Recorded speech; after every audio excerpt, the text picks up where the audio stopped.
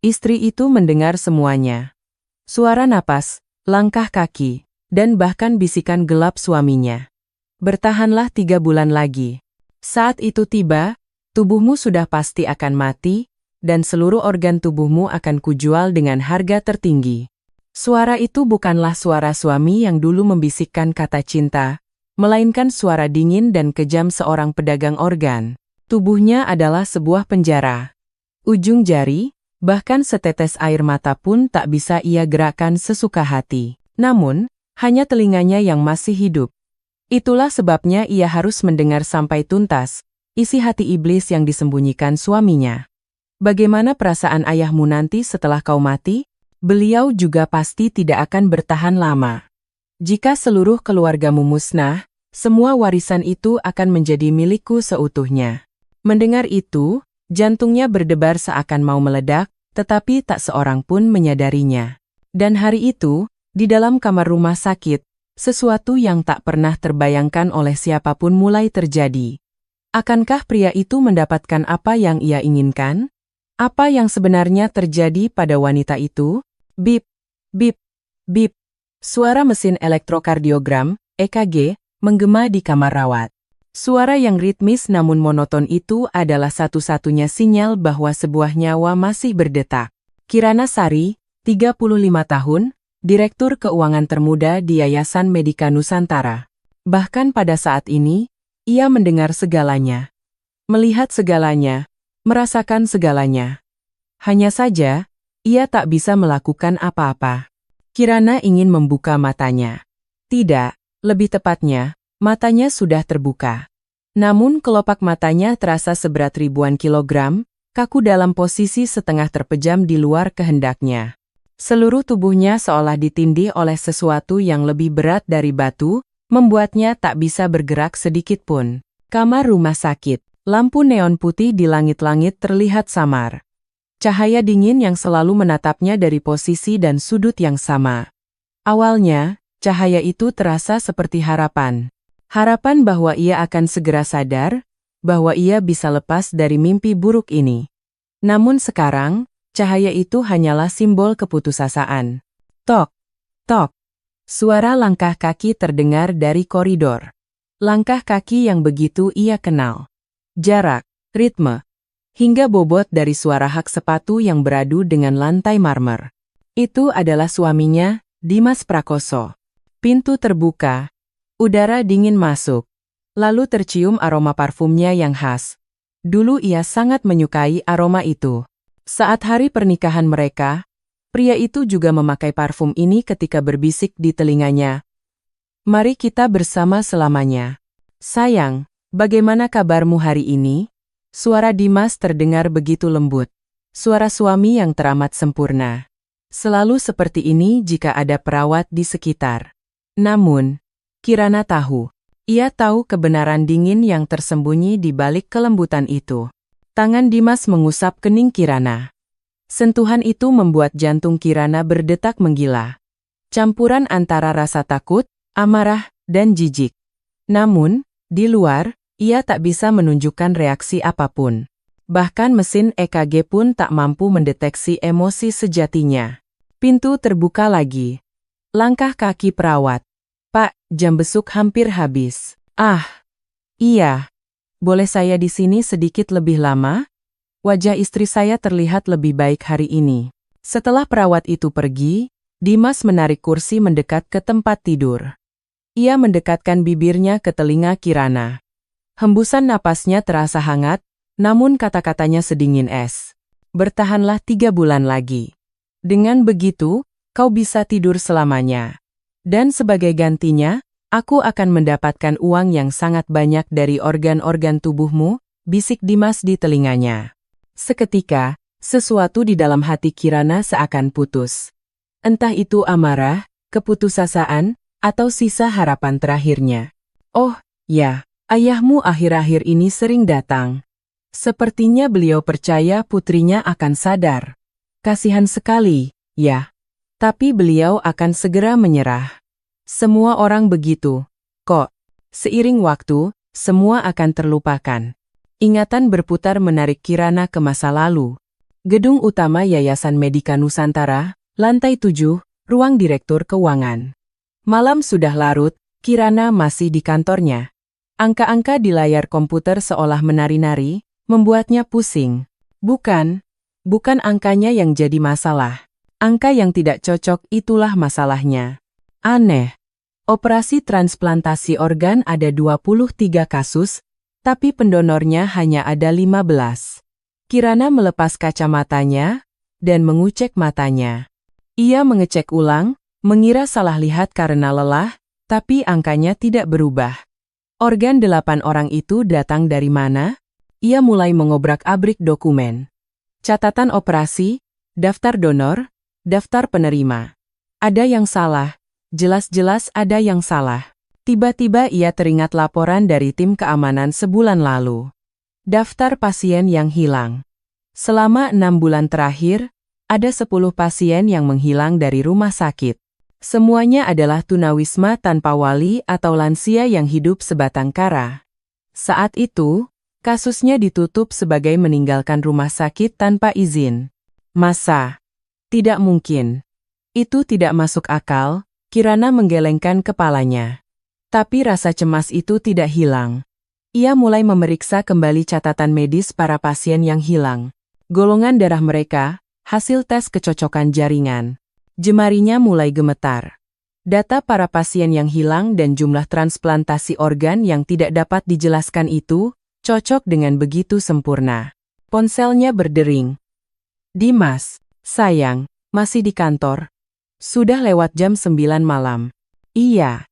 Sebentar lagi pulang, ada pekerjaan yang harus diselesaikan. Jangan terlalu lelah. Sudah makan malam? Belum. Sebentar lagi. Mau ku jemput? Kita makan malam bersama, walau sudah telat. Biasanya ia akan berterima kasih, tapi hari ini ia merasa gelisah. Fakta yang baru saja, ia temukan terus berputar di kepalanya. Tidak usah. Aku bawa mobil. Sebentar lagi aku pulang. Setelah menutup telepon, Kirana menyalin semua file ke dalam USB. Ia juga mengirimkannya ke email pribadinya. Ia sendiri tidak tahu mengapa, tapi instingnya mengatakan ia harus menyimpan bukti. Restoran mewah 1000 rasa. Sebuah ruangan dengan pencahayaan temaram dan alunan musik klasik yang lembut. Dimas sudah menunggu. Penampilannya yang gagah dalam setelan jas hitam masih tetap mempesona. 5 tahun pernikahan. Pria itu masih mampu membuatnya merasakan debaran cinta pertama. Setidaknya, sampai saat itu. Sudah lama menunggu? Tidak. Aku juga baru sampai, Dimas tersenyum sambil menuangkan anggur. Anggur merah dari Prancis, favoritnya. Kamu kelihatannya khawatir? Wajahmu tidak ceria, tanya Dimas sambil mengangkat gelas anggurnya. Matanya mengamati wajah Kirana dengan saksama. Tidak apa-apa. Hanya banyak pekerjaan, Kirana memaksakan senyum. Namun, ia tidak melewatkan kilat tajam di mata Dimas. Hanya sesaat, tapi ia jelas melihatnya. Tatapan waspada, atau lebih tepatnya, menyelidik. Apa kau menemukan sesuatu yang aneh saat audit keuangan? Pertanyaan Dimas membuat jantung Kirana serasa jatuh. Kenapa ia menanyakan hal itu? Apa ia tahu kalau Kirana telah menemukan sesuatu? Tidak ada yang aneh. Hanya dokumennya sedikit rumit, jawab Kirana. Dimas tersenyum lembut. Senyum hangat yang sama seperti biasanya. Tapi entah kenapa, hari ini senyum itu terasa seperti topeng. Begitu ya. Jangan terlalu memaksakan diri. Kesehatan itu yang utama, kan? Dimas menggenggam tangan Kirana. Tangannya terasa dingin. Sedingin es. Kenapa bisa sedingin ini padahal ia baru saja memegang botol anggur? Selama makan malam, Dimas lebih banyak bicara dari biasanya. Cerita tentang rumah sakit, rekan kerja, rencana masa depan. Tapi Kirana tidak bisa berkonsentrasi. Di kepalanya terus berputar angka-angka itu, 23 operasi, 15 donor, dan 10 orang hilang. Sayang, kamu mendengarkan? Maaf. Tadi kamu bilang apa? Bulan depan ada konferensi di Bali. Bagaimana kalau kita pergi bersama? Konferensi? Di mana? Di Bali. Acaranya 3 hari 2 malam. Sekalian kita berlibur. Kata-kata Dimas terus mengalir, tapi Kirana merasa semakin cemas. Percakapan yang sama, suasana yang sama, tapi ada sesuatu yang berbeda. Perasaan bahwa Dimas sedang mengamatinya. Seperti seorang ilmuwan mengamati tikus di laboratorium. Mereka tiba di rumah lewat jam 11 malam. Kirana merasa lelah dan langsung menuju kamar mandi. Berendam di air hangat sepertinya bisa membuatnya lebih baik. Tapi saat ia masuk ke dalam bak mandi, tiba-tiba pusing menderanya. Aneh. Apa aku minum anggur terlalu banyak? Tapi ia hanya minum 1 gelas. Seperti biasa, hanya 1 gelas. Rasa pusingnya semakin menjadi. Kakinya mulai kehilangan tenaga. Saat ia sadar ada yang tidak beres, seluruh indranya mulai menghilang. Dimas, aku merasa aneh. Kirana terhuyung-huyung keluar dari kamar mandi dan Dimas segera berlari ke arahnya. Wajahnya penuh kekhawatiran. Tidak, ia hanya berpura-pura khawatir. Kamu baik-baik saja? Apa yang sakit? Seluruh tubuhku lemas. Sulit bernapas. Dimas mengangkatnya. Saat itu, Kirana melihatnya. Kilatan lega di mata Dimas. Seolah berkata, akhirnya dimulai juga. Kita harus ke rumah sakit. Cepat. Dimas menelepon ambulans. Akting yang sempurna. Suami yang panik, suara yang penuh kekhawatiran pada istrinya. Ambulans datang dan Kirana diangkut dengan tandu. Kesadarannya mulai memudar. Satu persatu inderanya menghilang. Mulai dari jari, lengan, kaki, hingga seluruh tubuh. Seolah seseorang sedang menghapus tubuhnya sedikit demi sedikit. Di dalam ambulans, yang terdengar adalah percakapan Dimas dengan seseorang. Dalam kesadarannya yang kabur, percakapan itu terdengar begitu jelas. Lakukan sesuai rencana. Palsukan sebagai sindrom Guillain-Barré. Baik. Reaksi obatnya sesuai perkiraan. 3 bulan lagi, vonis mati otak bisa dilakukan. Bagus. Sampai saat itu, kelola dengan sempurna. Penting untuk menjaga kondisinya sadar tapi tidak bisa bergerak. Kenapa tidak langsung dihabisi saja? Karena ada ayah mertuaku. Harus terlihat seolah-olah kondisinya memburuk perlahan agar tampak alami. Lagi pula, melihat istriku perlahan-lahan putus asa sepertinya akan menyenangkan. Saat itu, Kirana mengerti segalanya.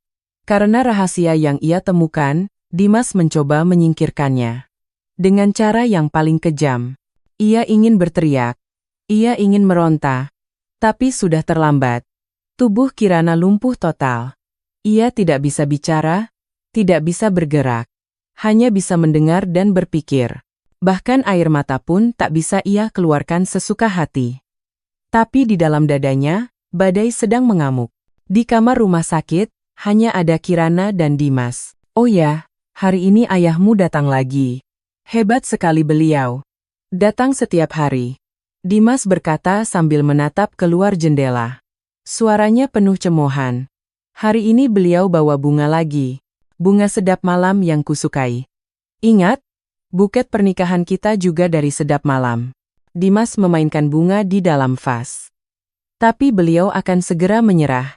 Semua orang begitu. Awalnya datang setiap hari, lalu seminggu sekali, sebulan sekali. Akhirnya terlupakan.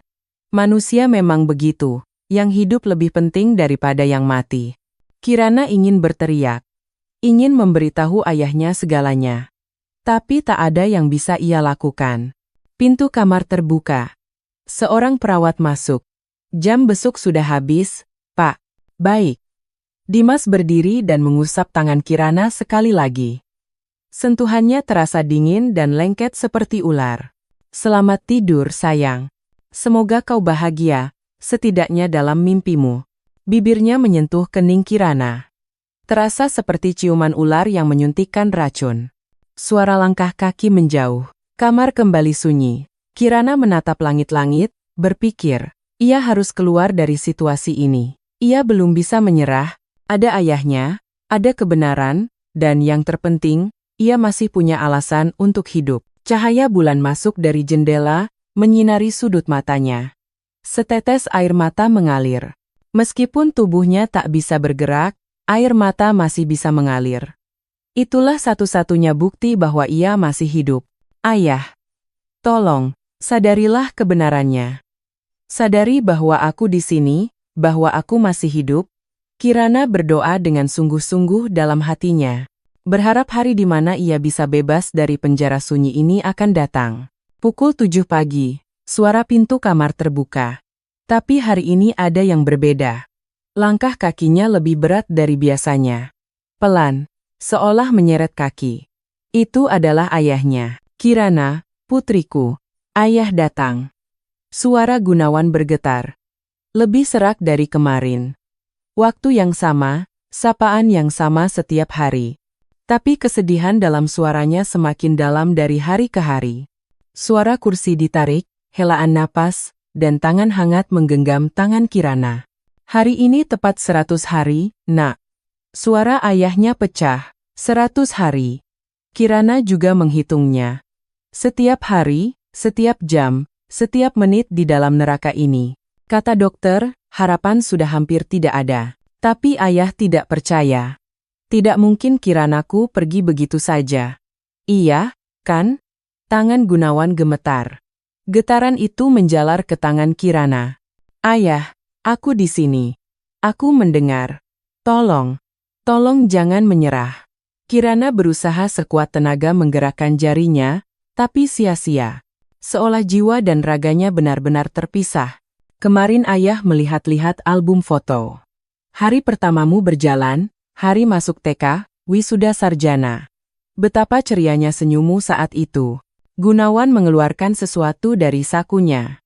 Suara kertas bergesekan. Sebuah foto. Lihat ini. Foto perjalanan kita ke Gunung Bromo waktu kamu umur 20 tahun. Ingat? Kamu bangun subuh-subuh untuk melihat matahari terbit di penanjakan.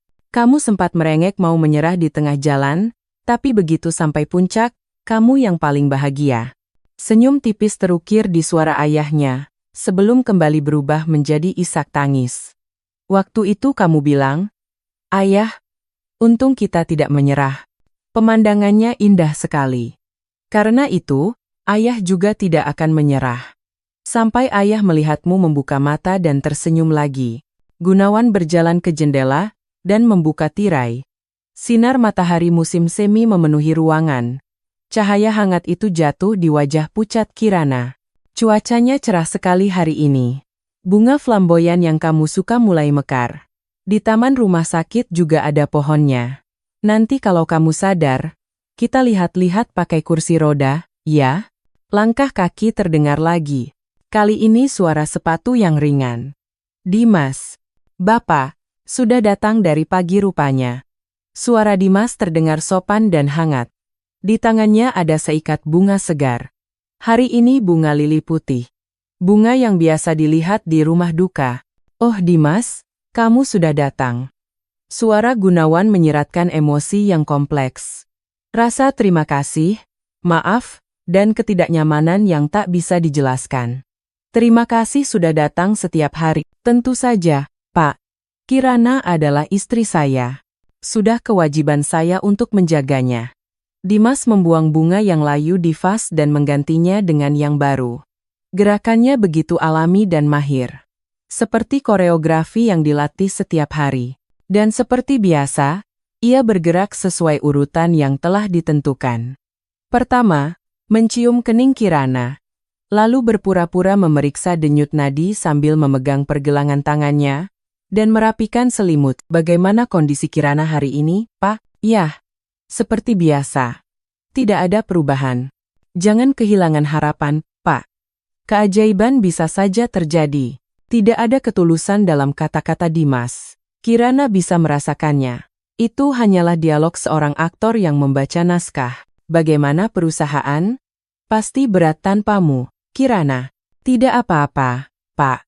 Pekerjaan yang biasa ditangani Kirana sementara saya ambil alih. Tentu tidak bisa sebaik dia, tapi saya akan menjaganya baik-baik sampai dia kembali. Jawaban Dimas sempurna. Pekerjaan yang dilakukan Kirana itu adalah penyelidikan atas kejahatannya. Sekarang, Pasti dia yang sedang memusnahkan semua bukti. Syukurlah. Beruntung ada kamu. Kirana juga beruntung mendapatkan suami yang baik. Kata-kata Gunawan tidak selesai. Tenggorokannya tercekat. Seharusnya saya menjaganya lebih baik lagi.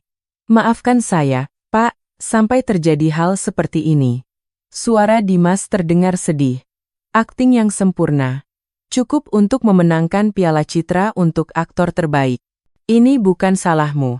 Siapa yang bisa menduga penyakit seperti ini? Sindrom Guillain-Barré. Padahal anak itu sehat sekali. Gunawan menghela napas. Bapak, mau minum kopi? Biar saya belikan. Tidak usah, terima kasih. Saya harus pergi. Hari ini ada rapat direksi. Gunawan berdiri. Ia mencium kening Kirana dan mengusap rambutnya. Kirana, ayah pergi dulu, ya. Besok ayah datang lagi. Ayah sayang kamu, nak. Suara langkah kaki menjauh. Pintu tertutup. Di kamar hanya tersisa Kirana dan Dimas. Dimas menatap pintu sejenak, lalu mengeluarkan ponselnya dan menelepon seseorang. Aku. Matikan semua kamera sebentar. Oke. Lalu ia menarik kursi mendekat ke tempat tidur. Ia telah berubah menjadi orang yang sama sekali berbeda dari sebelumnya. Mertuaku itu gigih juga. Ya. Datang setiap hari selama 100 hari. Biasanya orang menyerah dalam sebulan. Suara Dimas berubah dingin. Kelembutan tadi lenyap tak berbekas. Tahu tidak? Dokumen-dokumen yang kau temukan itu sudah kumusnahkan semua. Komputermu juga sudah kuformat, file cadangannya juga sudah kuhapus.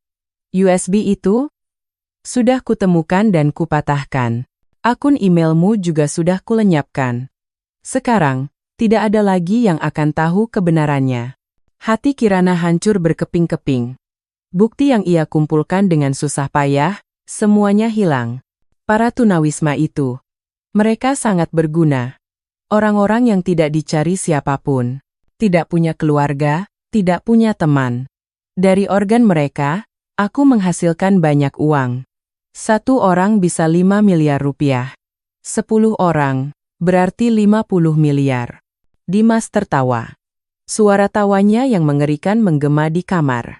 Tentu aku tidak melakukannya sendiri. Ada organisasi. Pernah dengar Malaikat Hitam? Organisasi penyelundup organ internasional. Aku mengepalai cabang Indonesia, dan rumah sakit ini adalah ladang perburuan yang sempurna. Dimas berdiri dan berjalan ke jendela. Kau sudah tahu terlalu banyak. Sebenarnya agak disayangkan. Kau istri yang baik, cerdas, cantik, dan dari keluarga terpandang. Tapi mau bagaimana lagi? Jika harus memilih antara 50 miliar dan nyawaku? Jawabannya sudah jelas, kan? Tiba-tiba pintu kamar terbuka. Dimas cepat-cepat mengubah ekspresinya. Yang masuk bukan perawat. Seorang pria asing. Saya Rendra Wicaksono, Kepala Keamanan. Saya datang untuk pemeriksaan keamanan kamar. Mata Rendra tajam. Tinggi dan berbadan tegap, ia memiliki aura seperti seorang prajurit. Tatapannya pada Dimas penuh dengan kecurigaan. Pemeriksaan keamanan? Saya baru pertama kali mendengarnya. Suara Dimas terdengar kesal. Ada insiden pasien hilang baru-baru ini. Kami memeriksa semua kamar VIP. Rendra mulai melihat sekeliling kamar. Jendela, ventilasi, bahkan pot tanaman pun ia periksa dengan teliti. Pandangannya berhenti pada Kirana. Seketika itu juga, Kirana mengerahkan seluruh tenaganya untuk mengatur detak jantungnya, cepat, lambat, lalu cepat lagi. Bip bip bip. Bip bip bip bip. Bip bip bip bip. Mesin EKG berbunyi. 3 kali pendek, 3 kali panjang, 3 kali pendek lagi. Kode Morse untuk SOS. Itu adalah satu-satunya cara komunikasi yang bisa dilakukan Kirana. Sorot mata Rendra berubah. Sepertinya ia mengerti. Ia menatap Kirana sejenak, lalu menulis sesuatu di buku catatan kecilnya. Tidak ada yang aneh. Permisi. Saat Rendra hendak pergi, ia menatap Kirana sekali lagi. Tatapan itu seolah berkata, saya mengerti. Bertahanlah. Pintu tertutup. Dimas menatap pintu dengan curiga, lalu mengeluarkan ponselnya. Aku coba selidiki kepala keamanan bernama Rendra Wicaksono. Ada yang aneh dengannya. Tak lama kemudian, telepon berdering. Apa, mantan anggota BIN? Kenapa orang seperti itu ada di sini? Awasi terus gerak-geriknya. Aku mencium sesuatu yang tidak beres. Wajah Dimas menegang. Ia menatap Kirana dan bergumam. Jangan-jangan, kau mengirim sinyal? Tidak. Tidak mungkin. Kau lumpuh total. Tapi suaranya terdengar ragu. Pukul 10 malam. Kamar rawat diselimuti kegelapan. Suara langkah kaki perawat dari koridor, sirene ambulans dari kejauhan, suara televisi dari kamar sebelah. Kirana merenungkan kejadian hari ini. Rendra Wicaksono. Apakah ia mengerti sinyalnya? Bisakah ia benar-benar menolongnya? Harapan dan keputusasaan saling berkejaran. 100 hari. Sudah 100 hari berlalu. 3 bulan yang dikatakan Dimas hampir berakhir. Waktu hampir habis. Ibu. Kirana teringat pada almarhum ibunya. Ibu yang meninggal karena kanker 5 tahun lalu. Hingga saat-saat terakhir, ia menggenggam tangan Kirana. Kirana, walau ibu sudah tidak ada, kamu harus hidup tegar, ya. Jaga ayah baik-baik, temukan orang baik, dan hiduplah bahagia. Kata-kata terakhir ibunya terngiang di telinga. Orang baik. Pria yang ia temui adalah iblis. Air mata mengalir. Air mata dingin membasahi pelipisnya. Saat itulah, pintu kamar terbuka sedikit. Siapa yang datang jam segini? Tidak terdengar suara langkah kaki. Suara napas. Suara napas yang sangat pelan mendekat. Dan sebuah suara berbisik di telinganya. Ibu Kirana Sari.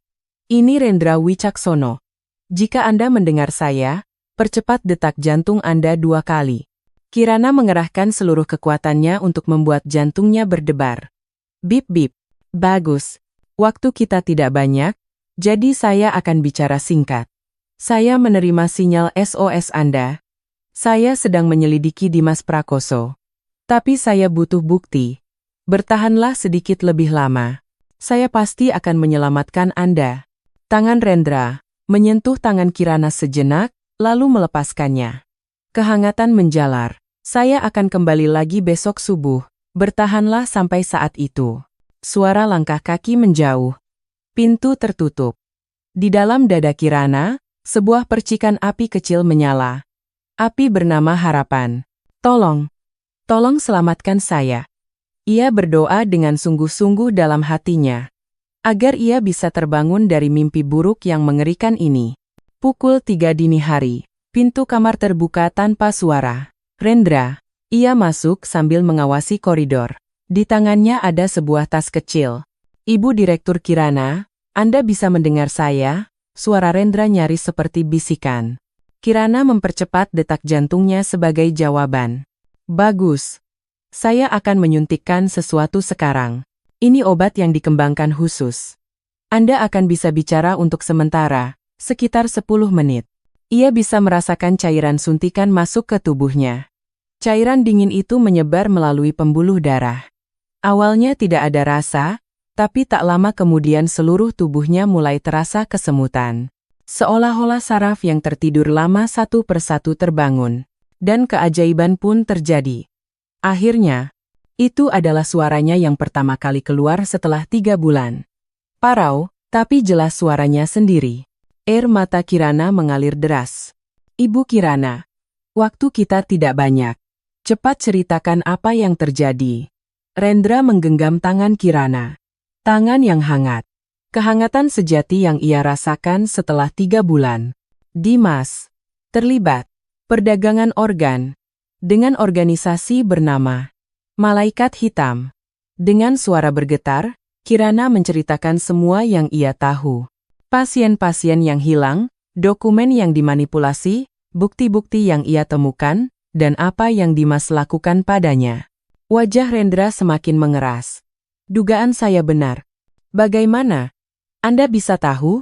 Saya mantan anggota Badan Intelijen Negara, BIN. Setelah pensiun, saya menjadi detektif swasta. Keluarga korban yang hilang menyewa saya, dan penelusuran membawa saya ke rumah sakit ini. Saya sudah menyelidikinya selama 3 bulan. Mata Kirana membelalak. 3 bulan lalu. Ya, tepat sebelum Anda dirawat. Sebenarnya, kecelakaan yang menimpa Anda juga mencurigakan. Waktunya terlalu pas. Rendra mengeluarkan sebuah alat kecil dari tasnya. Ini alat perekam super kecil. Akan saya sembunyikan di kamar ini untuk merekam semua perkataan Dimas. Ia mengeluarkan alat lain. Dan ini penguat sinyal biometrik. Alat ini bisa mendeteksi gerakan otot Anda yang paling kecil sekalipun. Dengan ini, kita bisa berkomunikasi secara sederhana. Efek obat mulai memudar. Suara Kirana mulai menghilang. Jangan beritahu ayah Anda. Jangan sampai Dimas curiga. Sampai kita mendapatkan bukti yang kuat. Tapi jangan khawatir, saya akan mencari cara untuk bertemu dengan Pak Gunawan.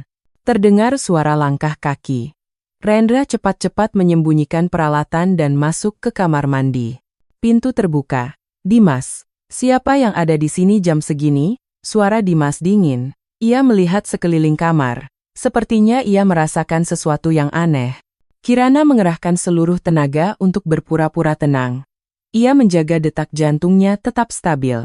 Dimas menatap wajah Kirana lekat-lekat. Matanya penuh curiga. Aneh. Terlihat berbeda. Sudut matamu seperti basah. Tangan Dimas bergerak ke arah leher Kirana. Seketika, seluruh tubuh Kirana membeku. Apakah ia akan membunuhnya? Tapi Dimas hanya memeriksa denyut nadinya. Normal. Apa aku terlalu sensitif? Dimas mundur. Lalu ia mengeluarkan ponsel. Aku. Cek CCTV rumah sakit. Lantai 3, Bangsal Fit. 1 jam terakhir. Apa? Rusak. Sejak kapan? Aneh. Wajah Dimas semakin tegang. Di bagian keamanan, ada orang bernama Rendra, kan? Awasi terus gerak-geriknya. Ada yang mencurigakan. Setelah Dimas pergi, Rendra keluar dari kamar mandi. Keringat dingin membasahi keningnya. Hampir saja. Tapi CCTV sudah saya atur.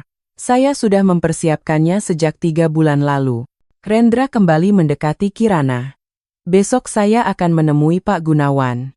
Saya akan jelaskan situasinya dengan hati-hati. Lalu ia meletakkan sebuah pil kecil di tangan Kirana. Ini penawarnya. Penawar racun yang disuntikkan Dimas pada Anda. Tapi jika dipakai sekarang, kita akan ketahuan. Kita harus menunggu saat yang tepat. Keesokan siangnya. Ruang kerja Gunawan. Rendra duduk dengan wajah serius. Gunawan menatapnya dengan heran. Kenapa kepala keamanan mencariku? Apa ada masalah? Pak, ini mengenai putri Anda. Ada hal penting yang harus saya sampaikan. Wajah Gunawan menegang. Kirana, ada apa dengannya? Jangan-jangan. Rendra menarik napas dalam-dalam. Lalu perlahan ia membuka mulut. Penyakit putri Anda bukan disebabkan oleh faktor alami. Apa maksudmu? Gunawan sontak berdiri. Matanya menyala karena amarah. Saya akan tunjukkan buktinya. Rendra membuka laptopnya. Di layar, muncul rekaman CCTV rumah sakit. Rekaman dari malam saat Kirana dirawat 3 bulan lalu. Itu kan Dimas. Kenapa dia ada di UGD? Lihat terus, Pak. Dalam video, Dimas terlihat memberikan sesuatu kepada seorang dokter. Lalu adegan ia masuk ke kamar Kirana. Siapa dokter itu? Dokter palsu. Orang yang masuk dengan identitas palsu. Lalu Rendra memutar rekaman suara. Kata-kata Dimas pada Kirana mengalir keluar, para tunawisma itu. Mereka sangat berguna. Wajah Gunawan memucat. Tangannya mulai bergetar. Ini. Tidak mungkin. Aku percaya pada iblis itu. Kaki Gunawan lemas. Ia jatuh terduduk di kursi. Jadi Kirana. Putriku. Selama ini mendengar semuanya. Benar, Pak. Putri Anda sadar. Beliau mendengar segalanya. Air mata mengalir dari mata Gunawan. Air mata yang bercampur amarah, kesedihan, dan penyesalan. Aku bodoh sekali. Setiap hari di depan bajingan itu aku menceritakan tentang Kirana, betapa menderitanya putriku. Pak Gunawan, sekarang bukan waktunya untuk menyesal. Kita harus menyelamatkan putri Anda, kata Rendra tegas. Segera panggil polisi. Jangan. Di belakang Dimas ada organisasi besar. Mungkin ada orang mereka di kepolisian. Kalau kita bergerak gegabah, putri Anda dalam bahaya. Lalu apa yang harus kita lakukan? Suara Gunawan bergetar. Kita harus memasang jebakan. Membuat Dimas mengaku dengan sendirinya. Mata Rendra berkilat tajam. Bapak berpura-pura akan menyerahkan yayasan medis ini kepada Dimas. Buat dia benar-benar lengah, lalu di saat yang menentukan, kita akan menjebaknya. Putri Anda juga setuju. Tadi malam, saya berhasil membuatnya sadar sejenak dan kami sudah bicara. Mata Gunawan membelalak. Dia bicara denganku? Benar, Pak. Dengan obat khusus. Putri Anda sangat kuat. Beliau berkata harus tetap hidup untuk mengungkap kebenaran. Gunawan terdiam sejenak. Matanya menunjukkan tekad yang bulat. Baik. Demi putriku, aku akan lakukan apa saja. Akan kukirim bajingan itu ke neraka. Keduanya mulai membahas rencana secara rinci. Pertama, kita harus membuat Dimas lengah sepenuhnya. Bapak harus menunjukkan ekspresi putus asa karena kondisi putri Anda. Lalu katakan Bapak akan menulis surat wasiat. Seluruh harta akan diserahkan pada Dimas. Lalu bajingan itu pasti. Benar. Dia akan terburu-buru. Mencoba untuk segera menyelesaikan putri Anda. Saat itulah kesempatan kita. Pukul 7 malam. Gunawan masuk ke kamar Kirana. Ekspresinya berbeda dari biasanya. Ada tatapan aku tahu, maafkan aku, dan tekad yang kuat. Karena ada perawat, ia bersikap seperti biasa. Tapi cara ia menggenggam tangan Kirana berbeda. Lebih kuat, lebih hangat. Setelah perawat pergi, Gunawan mendekatkan bibirnya ke telinga Kirana. Kirana, nak, ayah sudah tahu semuanya. Satu kalimat itu membuat air mata Kirana mengalir deras. Maafkan ayah. Ayah minta maaf. Terlambat menyadarinya, meninggalkanmu di samping iblis itu. Suara Gunawan bergetar. Tapi jangan khawatir sekarang. Ayah pasti akan menyelamatkanmu. Bajingan itu akan membayar perbuatannya. Membayar semua yang telah ia lakukan padamu. Gunawan meletakkan alat kecil pemberian Rendra di tangan Kirana. Dengan ini kau bisa mengirim sinyal sederhana. Kalau ada bahaya, segera kirim sinyal. Ayah akan melindungimu. Kirana sekuat tenaga menggenggam tangan ayahnya. Gerakan yang sangat kecil, tapi Gunawan bisa merasakannya. Ayah merasakannya. Kau menggenggam tangan ayah. Gunawan terisak. Bertahanlah sedikit lebih lama. Sebentar lagi semua akan berakhir. Dan kita akan memulai hidup baru. Ya. Pintu terbuka. Dimas. Bapak masih di sini? Gunawan cepat-cepat menyeka air matanya dan berbalik. Oh, Dimas, kamu sudah datang. Bagaimana kondisi Kirana hari ini, Pak? Dokter bilang kondisinya semakin memburuk. Akting Gunawan memang kaku, tapi kesedihannya nyata, sehingga Dimas tidak curiga. Tidak mungkin. Benarkah? Mata Dimas berkilat gembira sesaat, sebelum berubah menjadi sedih. Bapak, jangan terlalu bersedih. Dimas, aku punya satu permintaan. Katakan saja, Pak. Aku mau menulis surat wasiat. Maukah kau menjadi saksinya? Mata Dimas berbinar. Surat wasiat. Dengan kondisi Kirana yang seperti ini, seseorang harus melanjutkan yayasan, kan? Hanya kamu yang bisa. Bapak, itu terlalu terburu-buru. Tidak. Aku sudah memutuskan. Besok aku akan panggil pengacara. Gunawan meninggalkan kamar. Dimas menatap punggungnya sambil tersenyum. Senyum kemenangan. Akhirnya, harapan mulai terlihat. Hari penentuan telah tiba. Pukul 6 pagi. Dimas berada di ruang rapat rahasia di basement rumah sakit. Di hadapannya, duduk 3 orang dokter. Tidak, mereka adalah penjahat yang menyamar sebagai dokter. Hari ini adalah hari H. Hari untuk menyatakan Kirana Sari mati otak dan mengambil organ-organnya. Suara Dimas bergetar karena antusias. Akhirnya hari di mana ia akan mendapatkan segalanya telah tiba. Persiapannya sudah sempurna? Ya. Semua dokumen sudah siap. Komite penentu mati otak juga sudah diisi orang-orang kita. Bagus. Pukul 3 sore. Ruang operasi nomor 7. Dimas berdiri dari kursinya. Dengan kasus ini, kita akan mendapatkan 10 miliar. Jantung, hati, ginjal, kornea. Semua organnya dalam kondisi sempurna. Dan senyum kejam terukir di bibirnya. Dan seluruh harta mertuaku juga akan menjadi milikku. Kemarin surat wasiatnya sudah dibuat. Semua hartanya diserahkan padaku. Saat itu, telepon Dimas berdering. Gunawan. Dimas, bisa kita bertemu sebentar? Ada hal penting yang ingin kubicarakan. Baik, Pak. Saya segera ke sana. Kantor Gunawan. Gunawan sedang menatap keluar jendela. Di tangannya ada sebuah bingkai foto.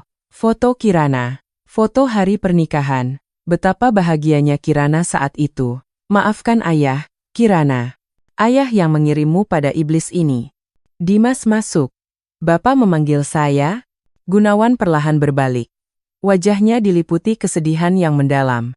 Itu bukan akting. Itu kesedihan yang nyata. Kirana tidak akan sadar lagi. Suara Gunawan serak. Tadi malam dokter datang. Katanya, hari ini adalah puncaknya. Mata Dimas berbinar. Waktu yang sangat pas dengan rencananya. Benarkah, Pak? Tidak mungkin. Katanya kemungkinan besar mati otak. Lalu Gunawan mengeluarkan selembar dokumen. Ini formulir persetujuan donasi organ. Dulu Kirana pernah bilang, kalau ia mengalami mati otak, ia ingin mendonorkan organ-organnya. Jantung Dimas berdebar kencang. Semuanya begitu sempurna. Ayah mertuanya sendiri yang menandatangani surat persetujuan. Pak, bukankah ini keputusan yang terlalu? Tidak. Kirana pasti menginginkan ini. Jika ia bisa menyelamatkan orang lain. Gunawan mengambil pulpen. Tangannya gemetar. Saat ia menandatangani, setetes air mata jatuh di atas kertas. Dengan ini, semuanya berakhir. Bapak. Dimas meletakkan tangannya di bahu Gunawan. Berpura-pura menghibur, padahal sebenarnya untuk menutupi rasa gembiranya. Saya akan urus semuanya. Jangan khawatir, Pak. Terima kasih, Nak. Beruntung ada kamu. Gunawan terisak. Dimas menatap Gunawan sambil tertawa dalam hati. Orang tua ini jadi sentimental. Berkat dia, pekerjaanku jadi lebih mudah. Pukul 1 siang. Kantor Rendra. Rendra sedang menatap monitor. Video dari kamera tersembunyi yang dipasang di seluruh penjuru rumah sakit ditayangkan secara real-time. Target sedang dipindahkan ke ruang operasi nomor 7, terdengar suara agen dari earphone. Rendra tidak sendiri. Rekan-rekannya dari Masabin membantunya secara tidak resmi. Daftar tim medis sudah dikonfirmasi? Sudah. Semuanya palsu. Izin praktiknya juga palsu. Baik. Kita juga bersiap. Rendra membuka tasnya. Di dalamnya penuh dengan peralatan khusus, dan sebuah suntikan kecil, penawar untuk menyadarkan Kirana. Polisi sudah siaga. Aku tahu. Tapi jangan panggil mereka dulu. Sampai kita mendapatkan bukti yang pasti. Rendra mengenakan pakaian operasi. Ia juga berencana menyusup ke ruang operasi dengan menyamar sebagai tim medis. Para perawat masuk. Mereka semua adalah orang-orang suruhan Dimas. Kami akan siapkan operasinya. Mereka mulai memindahkan Kirana ke ranjang operasi. Kirana gemetar ketakutan. Apakah saatnya telah tiba? Ayah. Pak Rendra. Kirana mati-matian mencoba mengirim sinyal, tapi para perawat mematikan mesin EKG. Ini sudah tidak diperlukan lagi, kata seorang perawat dengan dingin. Koridor menuju ruang operasi. Kirana menatap lampu-lampu neon di langit-langit. 1, 2, 3. Cahaya itu melintas. Apakah ini dunia terakhir yang akan ia lihat? Saat itu, di ujung koridor, Gunawan muncul. Ia melihat putrinya dibawa pergi, matanya penuh amarah dan tekad. Tapi ini belum saatnya. Kirana. Bibir Gunawan bergerak. Tidak ada suara. Tapi Kirana bisa membacanya. Bertahanlah sedikit lebih lama. Ruang operasi nomor 7. Lampu operasi menyala. Cahaya yang menyilaukan menyinari wajah Kirana. Di sekelilingnya berdiri tim medis palsu. Dimas masuk dengan pakaian operasi. Mulai. Dimas menatap wajah Kirana. Ini benar-benar akhir, sayang. Terima kasih. Berkatmu, aku mendapatkan segalanya. Ia mengangkat pisau bedah. Pisau yang tajam. Mulai dari jantung dulu? Atau hati? Tanya seorang dokter. Bukankah harus dipastikan mati otak dulu? Itu hanya formalitas. Dokumennya sudah siap. Jangan buang-buang waktu. Tepat pada saat itu, tiba-tiba pengumuman terdengar di seluruh rumah sakit. Mulai sekarang, akan ada siaran darurat. Yang terdengar dari speaker adalah suara Dimas. Suara yang direkam, para tunawisma itu. Mereka sangat berguna. Dari organ mereka, aku menghasilkan banyak uang. Ruang operasi menjadi gaduh. Tangan Dimas berhenti. Wajahnya pucat pasi. Suara apa ini? Siaran terus berlanjut. Semua pengakuan Dimas pada Kirana, rencana kejahatannya, terdengar di seluruh rumah sakit. Siapa? Siapa yang melakukan ini? Teriak Dimas. Tapi ia tidak berhenti. Tidak peduli. Lanjutkan. Yang penting musnahkan buktinya. Ia mengangkat pisau bedah lagi. Pisau itu turun ke arah dada Kirana. Saat itulah, mesin EKG Kirana tiba-tiba berbunyi menggila. Bip bip bip bip bip bip. Apa? Padahal sudah kucabut. Saat itu, mata Kirana terbuka. Tidak, lebih tepatnya, terlihat seperti terbuka. Obat yang disuntikan Rendra sebelumnya mulai bekerja. Pembohong. Suara lirih keluar dari bibir Kirana. Semua orang di ruang operasi terkejut. Pasien mati otak bisa bicara? Bagaimana? Kau kan lumpuh total. Dimas mundur. Matanya dipenuhi ketakutan. Saat itu, pintu ruang operasi terbuka dengan kasar. Yang masuk adalah Gunawan. Di belakangnya ada Rendra dan para polisi. Dimas. Suara Gunawan tenang, tapi di dalamnya ada ketenangan sebelum badai. Ayah. Ini. Cukup. Aku sudah mendengar semuanya. Sudah melihat semuanya. Gunawan perlahan mendekat. Matanya bercampur dengan amarah, kesedihan, dan rasa pengkhianatan. Bagaimana kau bisa melakukan ini, pada putriku, pada putri yang kupercayakan padamu? Suara Gunawan semakin meninggi. Mata Dimas berputar liar. Ia cepat-cepat menodongkan pisau bedah ke leher Kirana. Mundur. Semua mundur.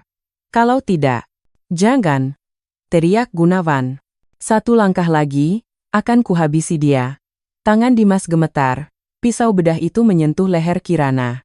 Darah segar menetes. Saat itulah. Dimas. Itu adalah suara sedih Kirana.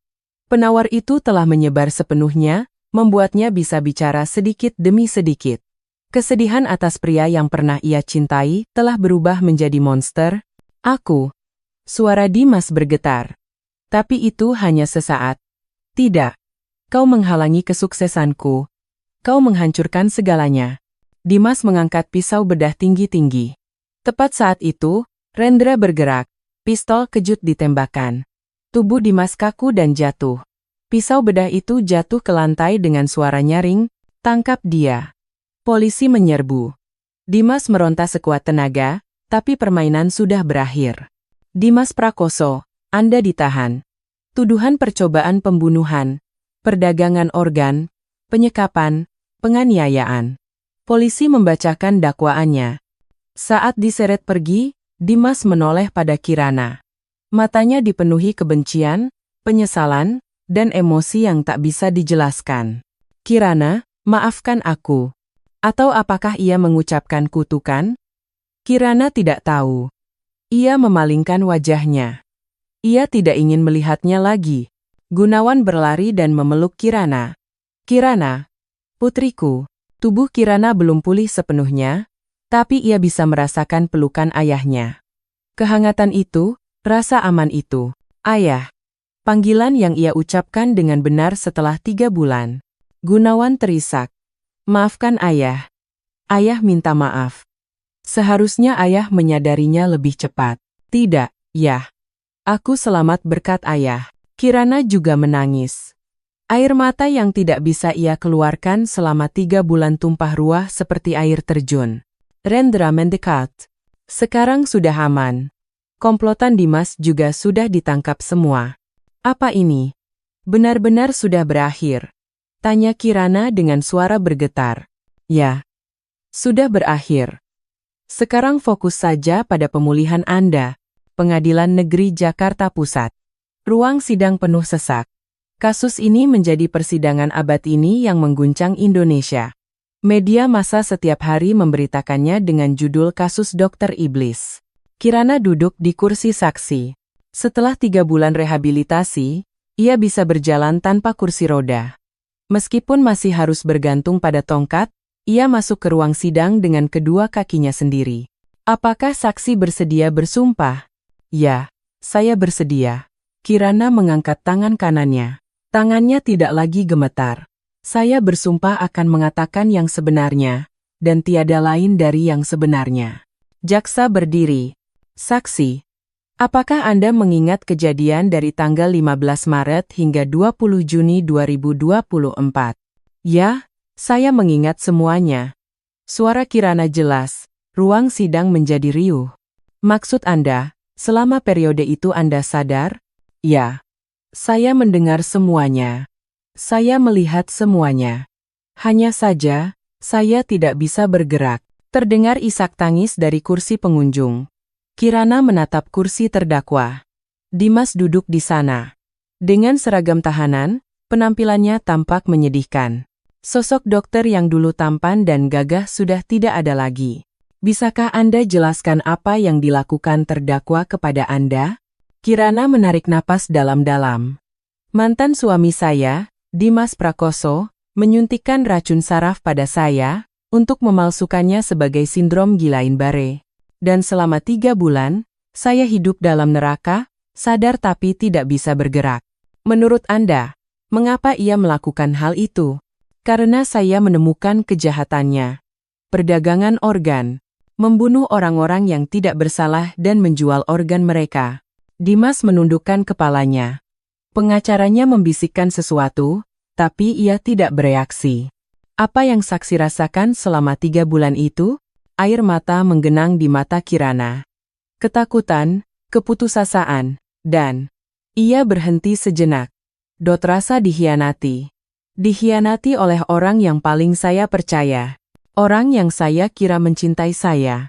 Seminggu kemudian, hari putusan. Terdakwa Dimas Prakoso dijatuhi hukuman penjara seumur hidup. Ruang sidang riuh. Suara hakim terus berlanjut.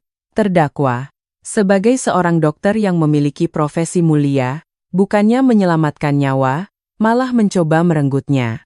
Terutama perbuatannya terhadap istrinya adalah kejahatan paling keji yang bisa dilakukan oleh seorang manusia. Kaki Dimas lemas. Polisi memapahnya.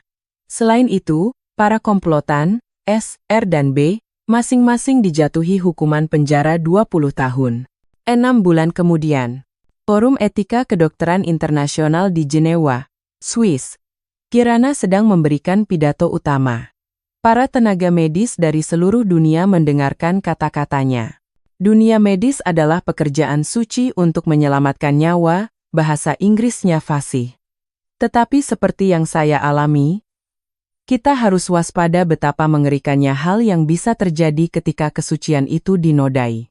Para hadirin mendengarkan dengan saksama. Kirana menceritakan kisahnya. Penyekapan selama 3 bulan, ketakutan, penyelamatan, dan perjuangan setelahnya. Di Indonesia, kami telah menangkap 23 pelaku kejahatan medis. Korban yang berhasil diselamatkan berjumlah 45 orang. Tepuk tangan membahana. Ini barulah permulaan. Kita harus membangun jaringan di seluruh dunia, agar tidak ada lagi korban, satupun. Setelah pidato selesai, hadirin memberikan tepuk tangan sambil berdiri. Di bawah panggung, Gunawan dan Rendra bertepuk tangan dengan bangga. Lounge Hotel. Kirana dan Gunawan duduk berhadapan. Di luar jendela, terlihat Danau Jenewa. Matahari terbenam mewarnai danau dengan cahaya keemasan. Ayah bangga padamu, Kirana. Ini semua berkat ayah. Tidak. Ini karena kau kuat. Kau berhasil melewati masa-masa neraka itu. Kirana menggenggam tangan ayahnya. Ayah, ada yang ingin aku tanyakan sejak dulu. Apa itu? Apa ayah sudah curiga pada Dimas sejak awal? Gunawan menghela napas. Sejujurnya, ayah merasa ada yang aneh. Dia terlalu sempurna. Tapi karena ayah lihat kau bahagia, ayah pikir itu hanya perasaan ayah saja. Ayah pasti sangat menderita, ya. Setiap hari pergi ke kamarmu rasanya seperti neraka. Terutama harus melihat akting bajingan itu. Air mata menggenang di mata Gunawan. Tapi sekarang semua sudah berakhir. Kita mulai hidup baru. Ayah. Keduanya bersulang. Untuk awal yang baru. Di tempat yang ia lewati, bunga-bunga sakura berguguran. Seolah memberkatinya. Terima kasih telah menonton sampai akhir. Aktifkan notifikasi dan langganan agar Anda tidak ketinggalan kebenaran berikutnya.